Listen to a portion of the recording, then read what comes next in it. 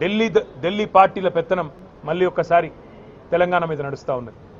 ముఖ్యమంత్రి 51 సార్లు ఇప్పటికి ఢిల్లీ పోయి వచ్చారు కేవలం 20 నెలల్లో. అట్లాగే ప్రతి చిన్న పనికి కూడా ఢిల్లీ వైపే చూడాల్సిన పరిస్థితి. మళ్ళొక్కసారి ఢిల్లీ చేతుల్లో జుట్టు చిక్కిన తర్వాత తెలంగాణ తిరిగి ఒక్కసారి పరాయి వారి బానిసత్వంలోకి పోయి మళ్ళీ తిరిగి తన స్వాతంత్రాన్ని తన స్వేచ్ఛను కోల్పోతున్న పరిస్థితి ఇవాళ కనబడతా ఉంది.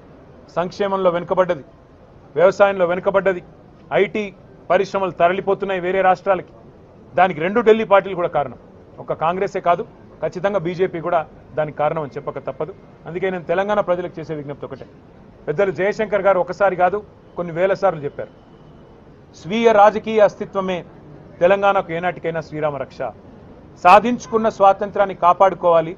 ఆ స్వతంత్రంగా బతికే తెలంగాణలో ఆత్మగౌరవంతో బతకాలి. ఆత్మగౌరవంతోనే కాదు పేదలు ఆర్థిక స్వావలంబన సాధించాలి అంటే ఖచ్చితంగా స్వీయ రాజకీయ అస్తిత్వ శక్తి అయిన బీఆర్ఎస్, దాని నాయకుడు కేసీఆర్ గారి నాయకత్వమే మన రాష్ట్రానికి శ్రీరామ రక్ష అనే మాటను మీ అందరికీ కూడా గుర్తు